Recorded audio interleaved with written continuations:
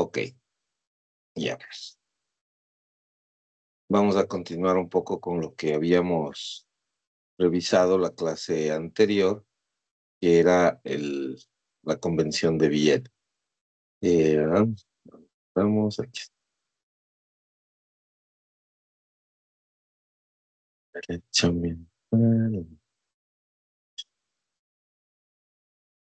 Listo. Ya. Aquí está entonces la Convención de Viena. Bueno, nosotros estamos en la sección de las definiciones, ¿no? Vimos el consentimiento la semana pasada. Entonces vamos a avanzar con eso. Listo. Ok. En la pantalla tiene el literal C del artículo 2. Le voy a pedir que lo lea, por favor.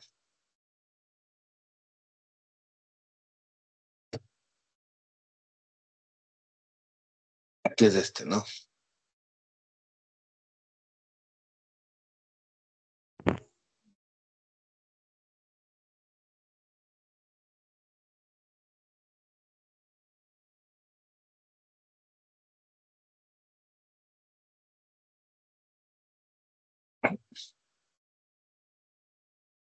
¿Puede leerlo, por favor, señorita Tei? Ya. Se entiende por plenos poderes un documento que emana de la autoridad competente de un Estado y por el que se designa a una o varias personas para representar al Estado en la negociación, la adoptación y la autenticación del texto de un tratado, para expresar el consentimiento del Estado en obligarse por un tratado o para ejecutar cualquier otro acto con respecto a un tratado. Ok, gracias. Bueno, los plenos poderes, ¿no? Este es una figura bastante útil del derecho internacional público. Am, los plenos poderes, y lo vamos a ver quizás más adelante, tiene una relación directa con la capacidad de acción de un funcionario público en la esfera internacional. Eh, Normalmente los plenos poderes se refieren a la capacidad de representación del Estado. Hay ciertas personas que gozan de plenos poderes o de capacidad plenipotenciaria para representar a un Estado de forma convencional o natural. Este es el caso, por ejemplo, del presidente de la República. Él goza de plenos poderes porque la naturaleza de su cargo como el representante del Estado, como el jefe de Estado, le otorga esta capacidad de negociación. Él tiene la capacidad de, digamos, consentir por el Estado y de obligarle al Estado en cumplimiento de los convenios o acuerdos a los que se refiera el proceso. Entonces tiene esa validez y esa capacidad del presidente por sí mismo. Normalmente los ministros de Relaciones Exteriores o cancilleres, como se les suele llamar, gozan también de esta capacidad plenipotenciaria para obligarle al Estado frente a otros estados que pueden ser parte de los procesos de negociación. Y adicionalmente a eso, pues están los embajadores o representantes del Estado en otros países. Estas tres personas normalmente eh, gozan de los plenos poderes que emanan de su decreto digamos, de posesión, ¿no? En el caso del presidente de la República, él emite un primer decreto siempre en el que asume el mando luego de que el Consejo Nacional Electoral le ha comunicado respecto del triunfo en el proceso electoral. Entonces, él asume el cargo a través de un decreto ejecutivo. El primer decreto ejecutivo que emite es asumiendo su cargo. Y ese decreto ejecutivo le otorga este poder plenipotenciario. Luego ya vienen otros decretos ejecutivos a través de los cuales nombra no solamente al canciller o ministro de Relaciones Exteriores, sino también a otros cargos diplomáticos de representación. Habrá algunos casos bastante especiales en los que el presidente haya nombrado directamente una estructura de, digamos, de representación del Estado, por ejemplo, para que participen en eventos internacionales o en negociaciones puntuales, lo cual hace que estas personas gocen de este poder para ejercer la representación estatal. Entonces, básicamente con esto lo que le permite al Estado es adoptar el texto de un tratado, negociar el texto de un tratado, o si es del caso autenticar, que tiene que ver con un proceso de reconocimiento de la validez y la originalidad del documento que contiene el tratado. Entonces, ese sería el elemento básico, ¿no? De los plenos poderes, ¿no? Esta capacidad de obligarle al Estado, ¿cierto? Para que efectivamente pueda llevar adelante procesos de negociación, adopción de tratados o incluso autenticación de textos, ¿no es cierto? Que están destinados a la obtención del consentimiento, que como vimos en la clase anterior, se establece a través de estos mecanismos de ratificación, de aceptación, de aprobación o de adhesión. Ok, literal D, por favor.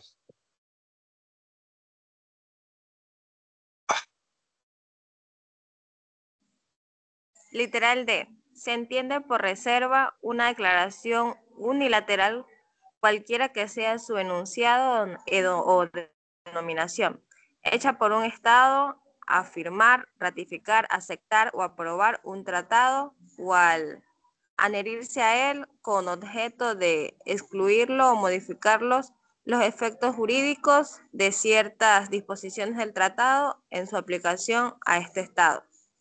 Ok, muchas gracias. Bueno, aquí lo que tenemos nosotros es la posibilidad de establecer una excepción. Una reserva, por definición, es una condición excepcional. Usted puede celebrar un convenio, un tratado internacional con otro u otros países en representación del Estado ecuatoriano y no necesariamente estar de acuerdo con todo. Le planteo un ejemplo bastante simple de entender.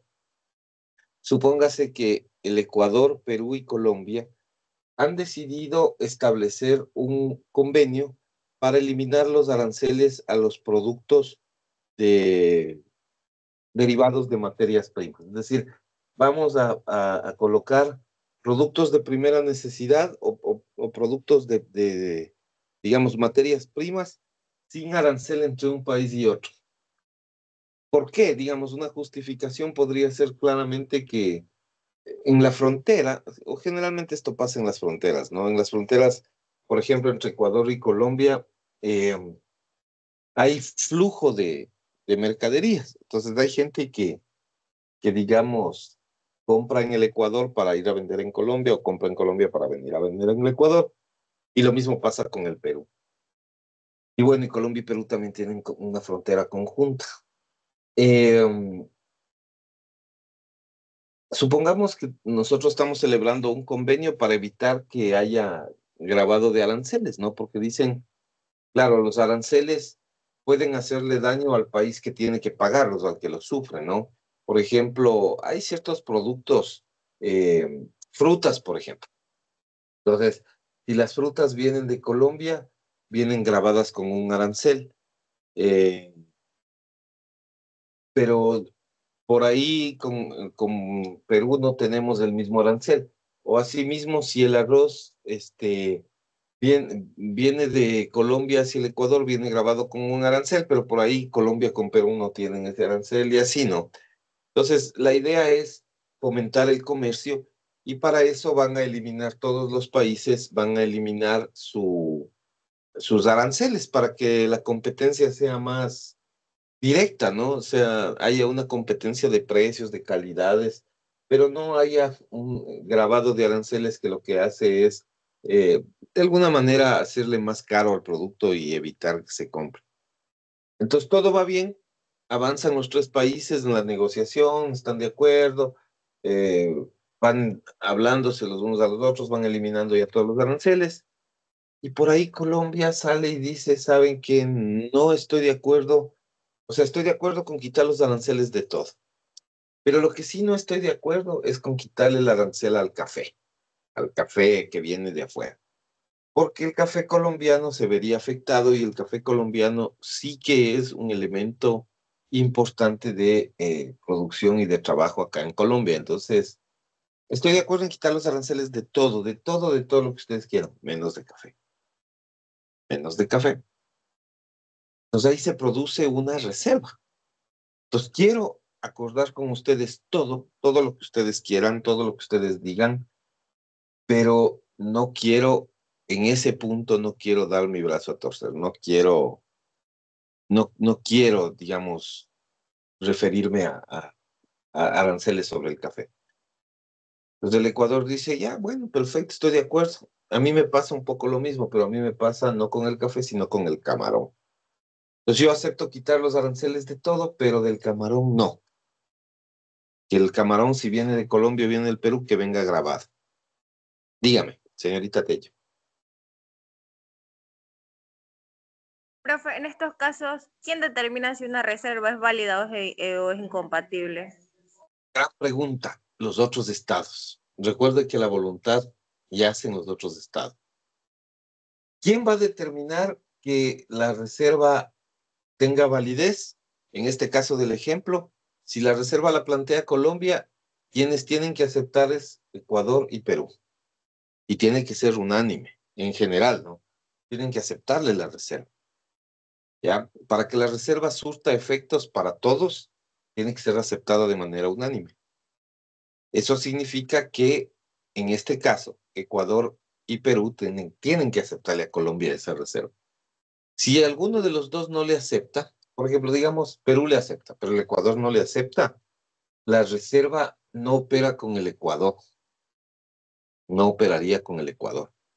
Y ahí, cuando no hay una aceptación de una reserva, el, el país que está planteando la reserva tiene que, digamos, como contraaceptar. O sea, aceptar que con los otros funcione la reserva, pero con ese país que no aceptó, no. No opere esa estructura. Quizás en el ejemplo que le pongo, cuando hay tres países, es un poco más complejo de ver el asunto, ¿no? Pero supóngase que la negociación no fuera entre los tres, sino fuera toda Sudamérica, o sea, estamos 10. Entonces ahí los 9 tendrían que aceptarle la reserva a Colombia. Por ahí a mí se me ocurre que el que tal vez no le acepta esa reserva a Colombia es Brasil, porque Brasil también tiene una buena producción de café y en bastante volumen. Entonces por ahí Brasil dice, vea, yo esa reserva no le acepto, porque mi producto tiene que entrar bien. Entonces no le acepto a usted, con usted va a entrar en términos, digamos, sin aranceles, o caso contrario, por ahí no llegamos a un acuerdo y yo me voy, Brasil se va o se va a Colombia, qué sé yo. La cosa es que tiene que haber una aceptación, y si no hay una aceptación del todo, los países pueden aceptar esta situación excepcional. Se van poniendo de acuerdo, ¿no? Es parte del proceso negociador. Y la idea es que todos acepten por unanimidad para que una reserva entre en vigencia de manera directa, ¿no? A veces hay negociaciones, entonces dicen, bueno, ya, ok, que no sea el arancel completo, porque sea solo medio arancel, o sea, vamos a quitar por el momento, por ejemplo, el café colombiano tiene un arancel, me invento, del 10%. Ok, a todos aceptan que el café mantenga ese arancel, pero con Brasil, porque es el país que está, digamos, ahí en problematizado, que con Brasil sea solo el 5, por decir algo, ¿no? Entonces, para todos el 10 y para Brasil el 5. Ok, si todos están de acuerdo, todos aceptan, perfecto.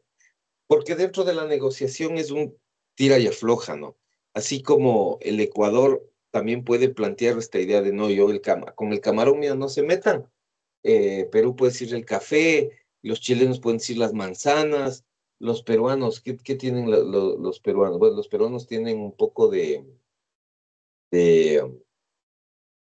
ellos tienen un poco pollo también, ¿no? Que es materia prima. Tienen bastantes aves, producción de aves. Ellos pueden decir eso, ¿no? Pues apoyo. Yo no acepto los aranceles. Y así, ¿no? Todos los países tienen algo. Por ahí cada uno pone su regla, todos aceptan y listo. Entonces queda un buen tratado porque efectivamente reduces aranceles para todos, pero en algunos productos en los que se quiere proteger a la economía del país, se acepta o no se acepta. Pero esa es la reserva. En general, viene a ser un mecanismo de excepción sobre los ítems o sobre las cláusulas del convenio, ¿no? Sobre las estipulaciones del convenio a la postre. No sé si está contestada su pregunta, su inquietud con esto. Sí, profe. Chévere, ok, bueno, vamos avanzando. Vamos al literal E, Estado negociador. No se ve, profe. Está dejando de, no está proyectado. Se ha salido, ya, perdón. Ya, ya le ponemos. Ahí está.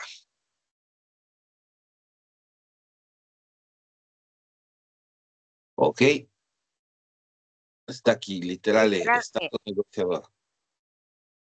Se entiende por un Estado negociador un Estado que ha participado en la elaboración y adoptación del texto del tratado. Ok, en la elaboración y adopción, ¿no? Este es el Estado negociador, es el que está en proceso, están negociando, ¿no? Los países van poniéndose de acuerdo, van avanzando. Es un concepto bastante simple ese, ¿no? Vamos al siguiente. F, Estado contratante. F. Se entiende por Estado contratante un Estado que ha consentido en obligarse por el tratado, haya o no entrado en vigor el Ajá. tratado. Correcto, haya o no entrado en vigor el tratado. O sea, en términos generales, es un Estado contratante el que está en proceso de consentimiento, ¿no? Eh, claro, generalmente se le denomina así al Estado antes de que se produzca la vigencia.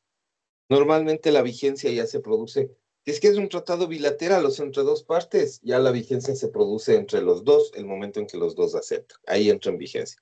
Pero a veces hay tratados que son firmados o suscritos en una arena internacional diferente, por ejemplo, una convención, por ejemplo, una conferencia, por ejemplo, una reunión multilateral. Entonces se reúnen los países a conversar y tal, y ahí se acuerdan los tratados. Entonces, normalmente el proceso de entrada en vigencia tiene que ver con que los países vayan ratificando, ¿no? Lo que firmaron ahí sea ratificado por sus respectivos jefes de Estado, presidentes y demás. Entonces, normalmente se ponen ciertas reglas, ya vamos a ver algunas reglas de eso, pero por lo general suelen decir que cuando ya el 40% de los países han ratificado, el tratado se considera en vigencia.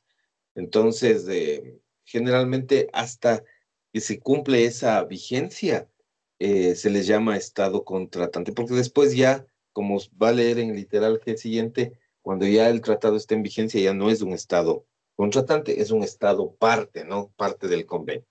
Así es que vamos con ese literal G, por favor. Literal G. Se entiende por parte un Estado que ha consentido en obligarse por el tratado y con respecto al cual el tratado está en vigor. Ok, muchas gracias. Sí, ya está vigente. Ya es un estado parte, ¿ya? Es un estado parte que ya tiene obligaciones y derechos y que funciona de una manera adecuada. Literal H, por favor. Tercer estado.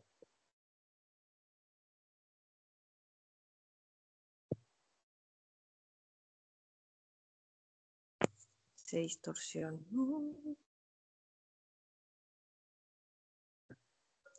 Literal H. Se entiende por tercer estado un estado que no es parte en el tratado. ¿Mm? Normalmente se utiliza esa definición porque muchas veces cuando dos o más estados firman un tratado, un convenio internacional, a veces los efectos jurídicos de ese instrumento pueden afectar a un tercer estado, que uno no sabe, ¿no? Pero puede afectarle, ¿no? Puede afectarle de manera directa.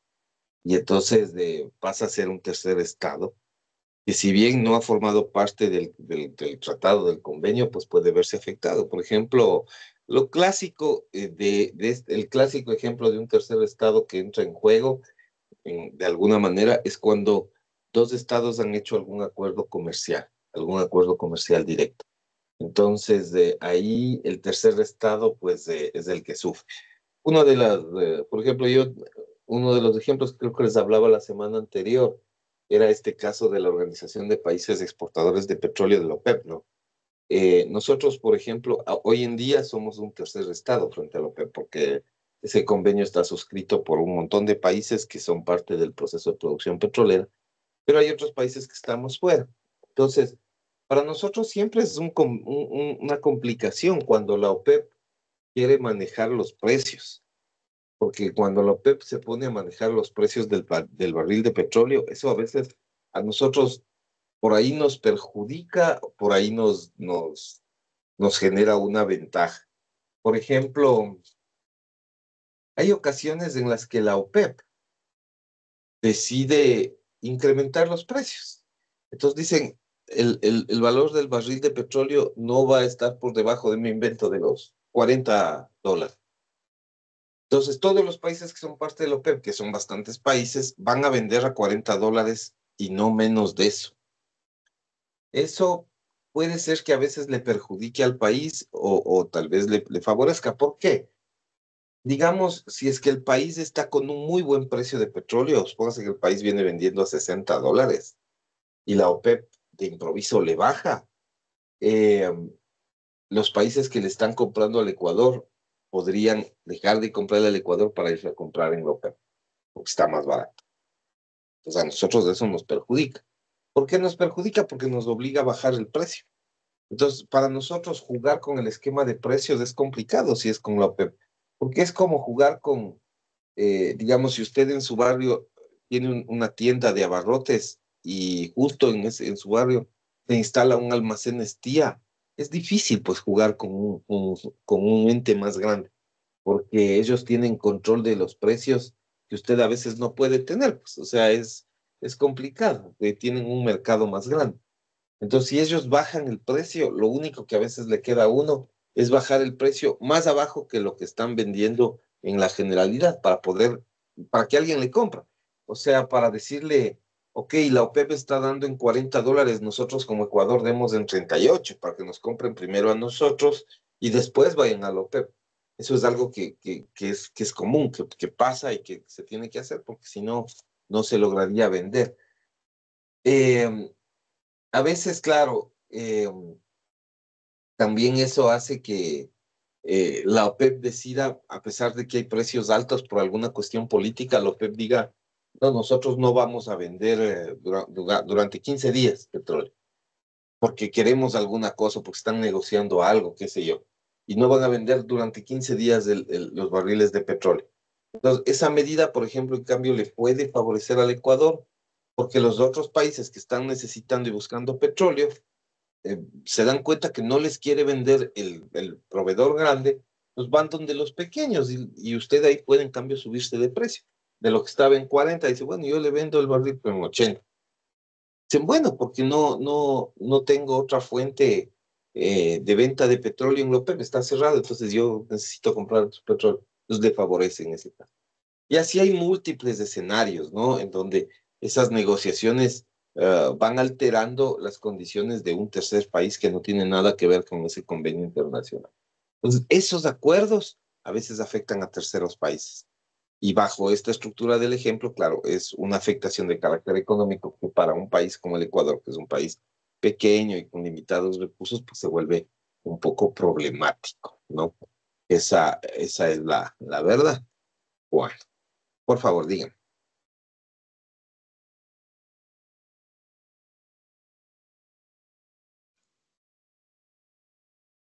Tiene Profe, yo una... tengo una pregunta. Dígame, dígame. Sí, hablábamos de los tratados del tercer estado. Según lo que conocemos, ¿qué, en qué enfatiza el principio fundamental del derecho internacional, ya que estamos hablando, frente al tema del consentimiento, la costumbre internacional y las normas Jus Cogen? El ser de un tercer estado, Sí, un convenio. O sea, lo que pasa es que las normas Ius Cogens son aplicables a todos por igual, esté dentro de un tratado o no. Eh, eso es un efecto derivado de que las normas de derecho internacional son imperativas. Entonces, claro, podría acordar, de hecho, ciertas condiciones contractuales bien particulares eh, en sus relaciones internacionales con otros países, pero si eso es violatorio de jus cogens, igual va a tener que cumplirlas. Entonces, no es necesario, o sea, yo puedo, por ejemplo, vea usted, este es un caso bien particular. Eh, digamos que nosotros podríamos suscribir un acuerdo. De hecho, está el Pacto de San José, ¿no? Que es el acuerdo macro sobre derechos humanos. Entonces, el Pacto de San José es la Convención Interamericana de Derechos Humanos. Todos los países de América han suscrito ese convenio, excepto Estados Unidos. Eh, pero en realidad, todos los países que están por fuera de ese convenio, que no han suscrito nada, que no han firmado nada, igual están sujetos al tema de derechos humanos. Hayan firmado, ¿no? Porque el tema de derechos humanos tiene que ver con Jus Cogens. Entonces, sí, ellos son un tercer estado, los que no han firmado el Pacto de San José. Para nosotros, como países, vamos a decir partes, como estados partes del convenio, los países que quedaron afuera están igual afuera, no hay ninguna eh, diferencia en eso. Están afuera, no están sometidos, digamos, a la estructura nuestra de la Convención Interamericana de Derechos Humanos, pero igual tienen que respetar derechos humanos porque es norma de ellos cogens. Entonces, claro, quizás no le puedo llevar a una corte interamericana porque no es un país suscriptor, pero bien le puedo llevar a una corte como la Corte Internacional de Justicia de la Haya o a la Corte Penal Internacional si es algo más grave, o tal vez si es que es un país europeo le puedo llevar a un juez de su propia judicatura, ¿no? Que puede ser la, digamos, la Corte Europea de Derechos Humanos o la Corte Europea de Justicia mismo. O sea, siempre va a haber esa posibilidad de que se mueva la corte a un sitio o a otro, digamos, se le plantee una opción al tercer país. El Jus Cogens el Jus Cogens no tiene mucho espacio a moverse. Usted tiene que cumplir y ya, sea parte de un tratado o no sea. Así es que ahí, en ese punto, el ser tercer estado o ser un estado parte, no le afecta demasiado, no cambia mucho las cosas. ¿De acuerdo? Sí. Ok. Bueno, vamos a ver las organizaciones internacionales. Literal y por favor.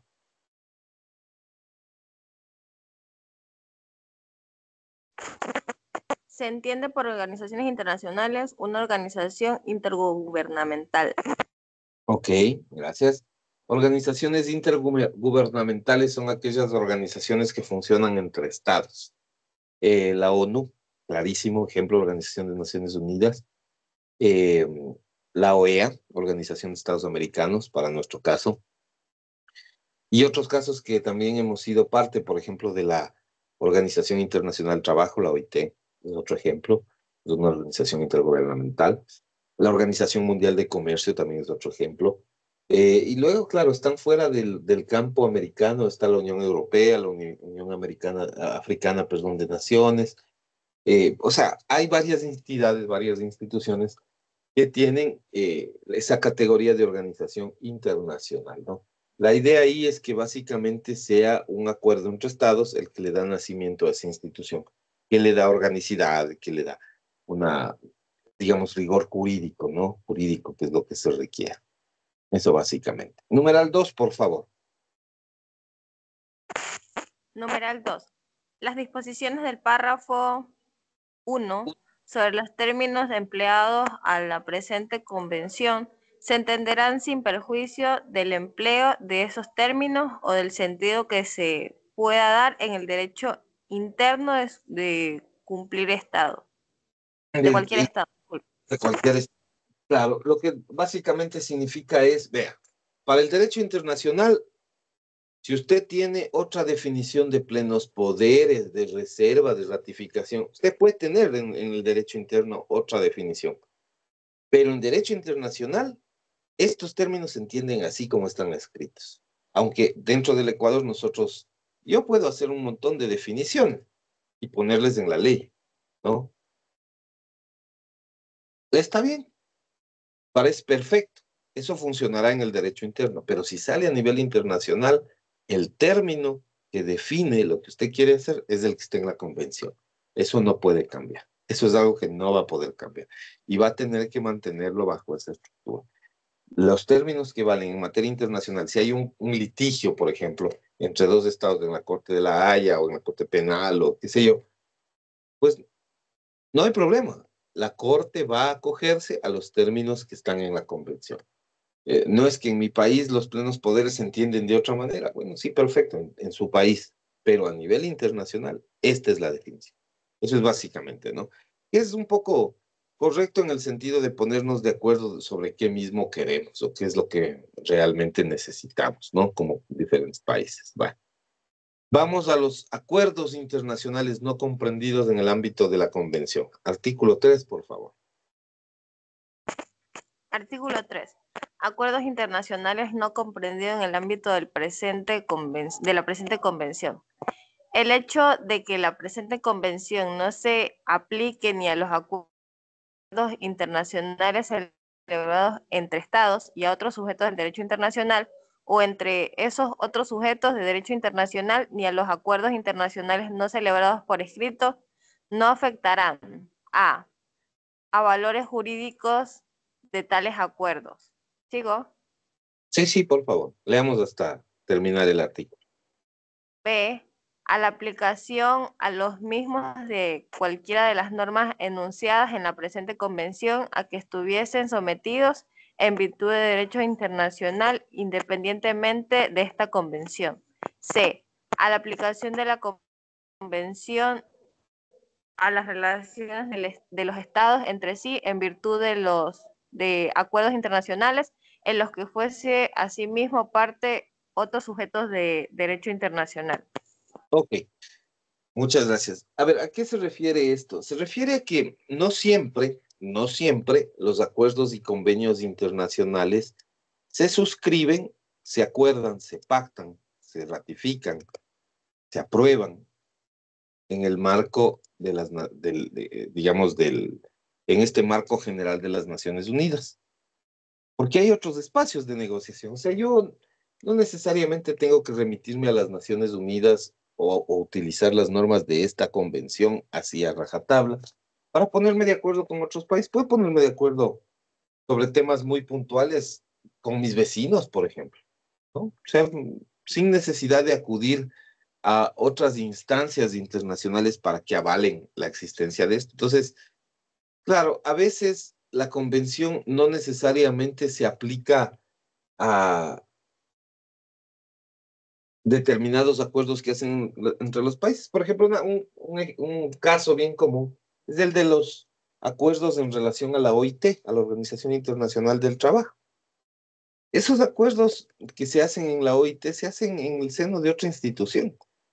No necesariamente siguen los mismos pasos y los mismos, cumplen los mismos requisitos que tiene bajo la estructura de la Convención de Viena, bajo la estructura de las Naciones Unidas.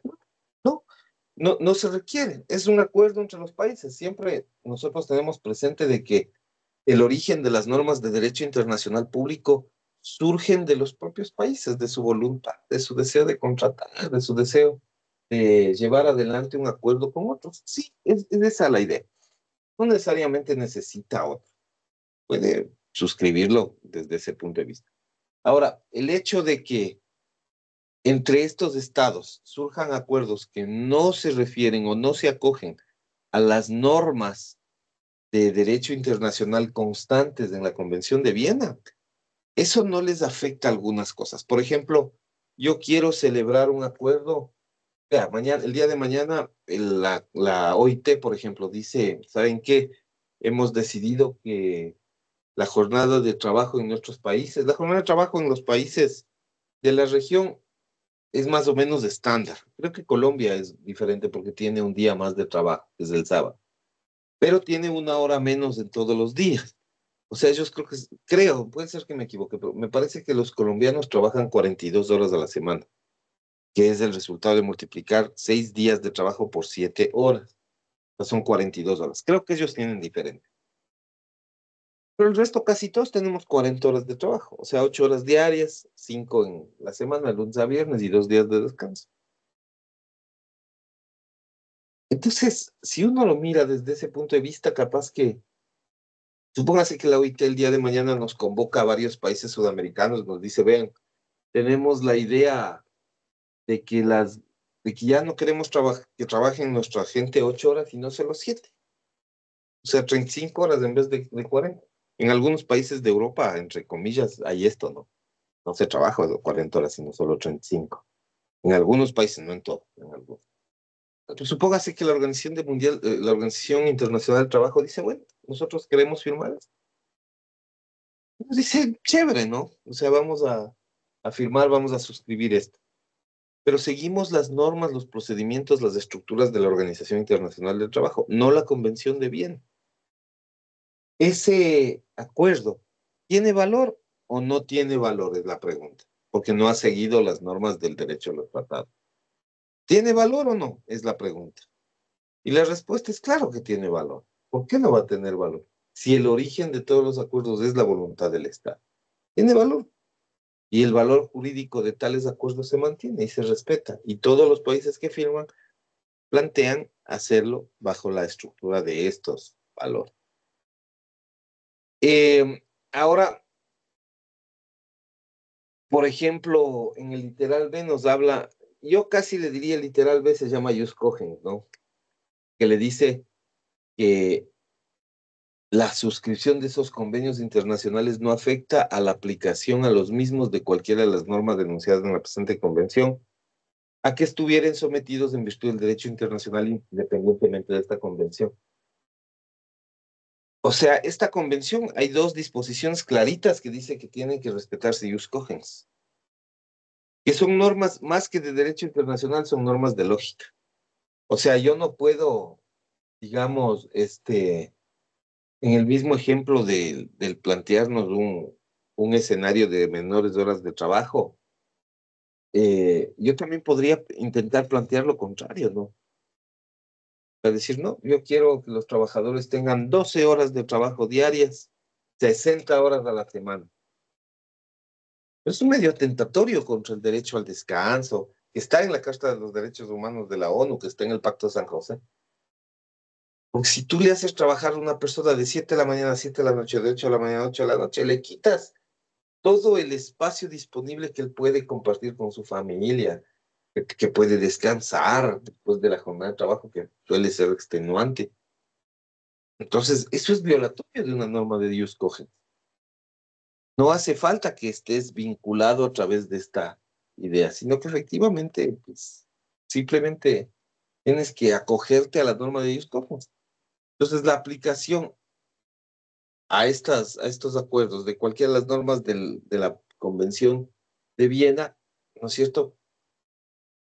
Si está sometido, porque ellos cogen, bueno, está sometido, así estén o no estén en la convención, pero más aún si es que están, ¿no? Y de hecho en el tema de ellos cogen, sí están. Y el literal C también nos habla de la aplicación de la convención a relaciones entre estados en virtud de acuerdos internacionales en los que fueren asimismo parte de otros sujetos de derecho internacional. Que eso también es trascendente, ¿no? O sea, alguien que es parte de la Convención de Viena quiere suscribir también el acuerdo de la OIT. Bueno, bienvenido sea. Siga, no hay problema. ¿Por qué va a haber problema? Estamos en una relación este, voluntaria, son relaciones voluntarias. Yo he firmado y he acogido las normas que pone la ONU. Digo, perfecto, pero también quiero acogerme a la OIT. ¿Eso afecta la validez de alguno de los convenios firmados a la luz de las Naciones Unidas o a la luz de la OIT? No, no afecta, ¿no? Mientras no sean violatorios de normas expresas en los que está, digamos, el país inmerso porque es suscriptor o porque es parte de algún convenio, de alguna estructura jurídica, pues no hay problema. Y se mantiene esa estructura bajo esos términos. Vamos, ya estamos terminando. Y retroactividad de la presente convención. Y retroactividad de la presente convención, sin perjuicio de la aplicación de cualquiera norma, de cual, Cualesquiera. de cualquier, cualesquiera normas enunciadas en la presente convención a las que los tratados estén sometidos en virtud del derecho internacional independientemente de la convención. Esta solo se aplicará a los tratados que sean celebrados por estados después de la entrada en vigor de la presente convención con respecto a tales estados. Ok, entonces, de alguna manera, la irretroactividad de la ley, bueno, en este caso la irretroactividad de las normas convencionales es clara, ¿no? Hay solo una excepción aquí, es una excepción súper fuerte. Yo les mostraba hacia algunas clases. Eh,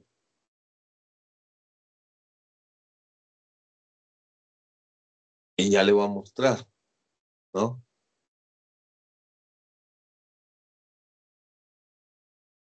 Bueno, aquí tenemos el caso de los tratados que están en oposición con una norma imperativa de derecho internacional, eh, que digamos que puede, pero no es esta la norma, ¿no? Creo que hay otra. Ya, esta es la excepción. O sea, en cualquier materia de derecho, es claro que las normas son irretroactivas, o son no retroactivas. O sea, usted no puede aplicar una ley hacia el pasado, siempre tiene que aplicarla hacia el futuro, no puede regresarla al pasado. O sea, si usted declara un delito como tal, hoy no puede aplicar esa norma hace 10 años, porque hace 10 años no existía ese delito, no le puede aplicar la norma al pasado. Como dice el Código Civil, la ley siempre rige hacia lo venidero, esa es la estructura. Pero aquí, por la fuerza que tiene el ius cogens, que es algo que ya conversamos antes, por la exigencia del ius cogens, si surge una nueva normativa imperativa de derecho internacional general, o sea, si surge una nueva norma de ius cogens, todo lo que tenía usted antes en tratados queda nulo. Y todo termina. Queda nulo o termina. ¿Por qué? Porque esta es una especie de demostración de la fuerza que tiene el ius cogens, ¿no? Entonces, vence la retroactividad de la norma. Así usted, claro, usted está en realidad ya, eh, de alguna manera, generando alguna normativa, pero si esa norma de ius cogens que viene y que normalmente debería regir hacia el futuro, en el caso de la Convención de Viena, si rige, modifica algo del pasado, bueno, ese algo del pasado se anula y tiene que volverse a reescribir para que todo esté armónico. Es tenaz, ¿no? Pero le muestra un poco la fuerza que tiene, vamos a decir, es la fuerza que está asociada al ejercicio del ius cogens.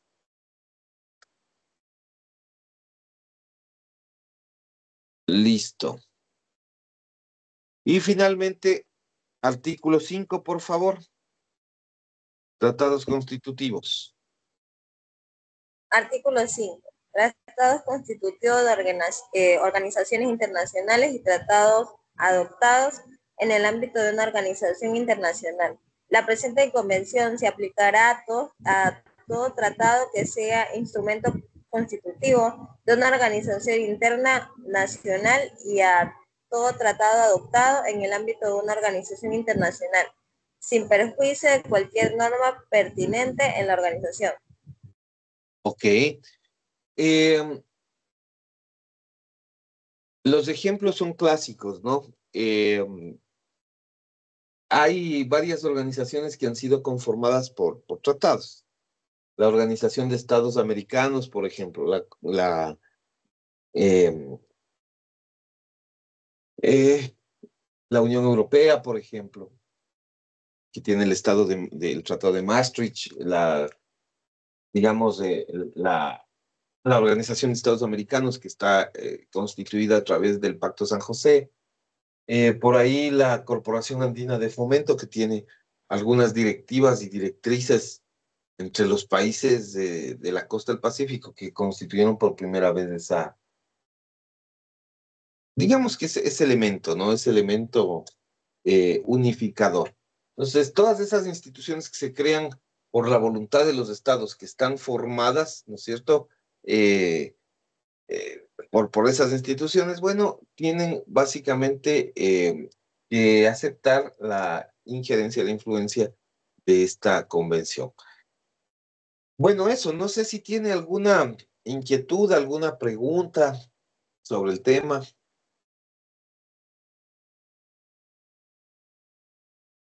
sé si está claro. O sea,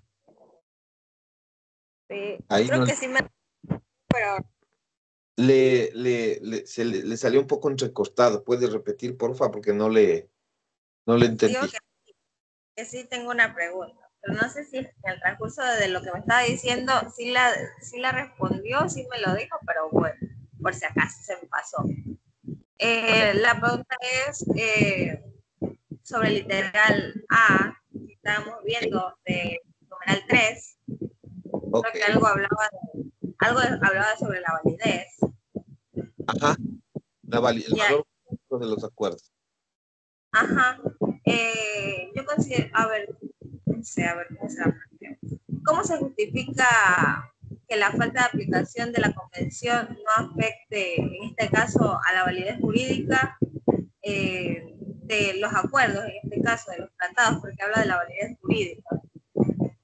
Claro, ya. Lo que pasa es que en el contexto, lo que nos está diciendo la convención es que a veces esta convención de Viena no se aplica a acuerdos internacionales celebrados entre estados y otros sujetos de derecho internacional o entre estos y otros sujetos de derecho internacional. Entonces, yo le ponía el ejemplo de la OIT, ¿no?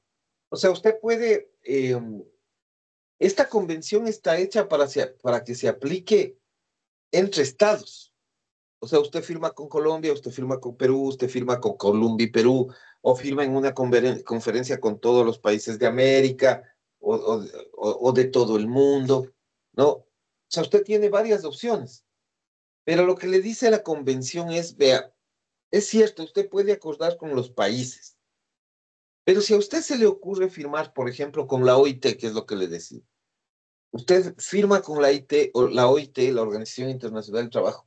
La Organización Internacional del Trabajo no es un Estado, es una organización. Y usted firma con ellos un convenio. O los clásicos convenios, que también le puedo poner como ejemplo, son convenios de préstamos que se hacen con el Banco Mundial, con el Banco Interamericano de Desarrollo, con el Fondo Monetario Internacional. Con ellos solemos acordar que nos presten dinero, pero ellos no son un Estado. Son una institución creada, sí, por estados, pero no son un estado, son una institución internacional, son un organismo internacional, son digamos, un sujeto de derecho internacional de categoría diferente, no son un estado. Pues la convención lo que le dice es, vea, hay problema, no se haga problema, firme con estos organismos, no hay lío. ¿Quiere hacerlo con la OIT sobre bajar las horas de trabajo con sus trabajadores? Perfecto. ¿Quiere hacerlo con el Banco Mundial para que el Banco Mundial le preste dinero? Perfecto, siga usted. Firme lo que quiera. El valor jurídico de esos acuerdos no se menoscaba, no afecta el hecho de que no sean sujetos de derecho internacional de acuerdo con esta convención, porque esta convención se fija mucho en la condición jurídica de los estados, no de las organizaciones. No, vea, no hay problema. Firme, no hay lío. El valor jurídico de esos acuerdos que usted ha suscrito con estas organizaciones se mantiene intacto. No ha perdido valor jurídico.